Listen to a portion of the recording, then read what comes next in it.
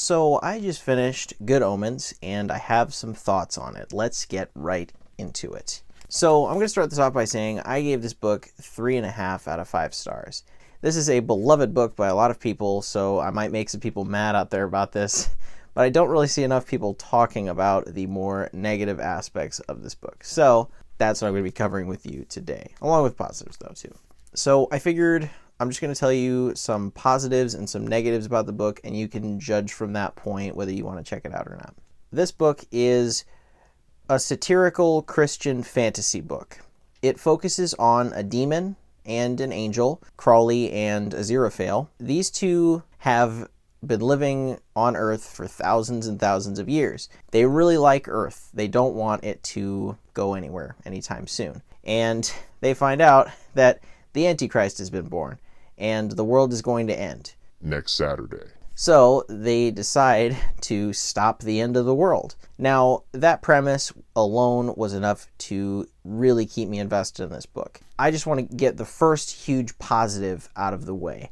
And the first huge positive with this book is that it is super funny. Terry Pratchett, Neil Gaiman, whichever one was responsible for the humor in this book, if it was both of them, great. But they did a wonderful job making a funny book. It had me laughing more than I've laughed at any book that I've ever read. So I'm really happy about that aspect of this. And the humor really maintained all throughout this big old book. So I'm really happy with the humor aspect of this entire book. Also, another positive, I think the premise of the book is so great. It's so funny in concept. I think it would be entertaining for someone to listen to, even if they're not a religious person. It took some turns, which I'll talk about in a second here, but for the most part, I really did enjoy the story, and I liked most of the characters. So that was a good element as well. Also, I do have to say, the writing style, for the most part, is pretty great, too. There's a lot, the humor is heavily tied into the DNA of this book, and I love that aspect. The humor plays really well into the satire. There are plenty of scenes that will have you thinking about things from our real world, and this book was published over 20 years ago, but it still feels like a lot of the themes and the satire that's in here are relevant to our time, so I really like that. So that's pretty much the good about this book. This book has a really, really slow middle section. Oh my gosh. We don't really see our main characters very much for about 150 or so pages in the middle section of the book. I marked with my sticky note where the slow section started here, and it went till about the last third of the book.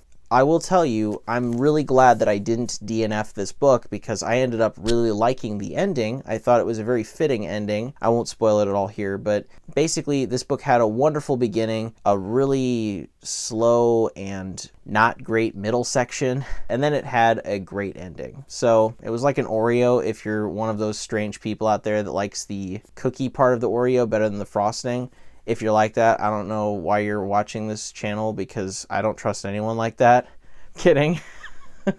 Now, also, you might have a harder time adjusting to the more British dialogue and references. I didn't get that as much being an American myself, but that might be something that's a little easier for a British person to digest. Definitely not a negative, not really a positive, just how the book is. Overall, my rating for this would have been a 5 stars because this really did have a 5-star opening and a 5-star ending. I just really wish that the book had a better middle section. So, Good Omens, have you read it? What did you think about it? Let me know down in the comments below. And if you want to see more content like this, hit the subscribe button and hit the like button so I know that you're watching. Thank you so much for watching, guys. I will see you in the next video. Peace.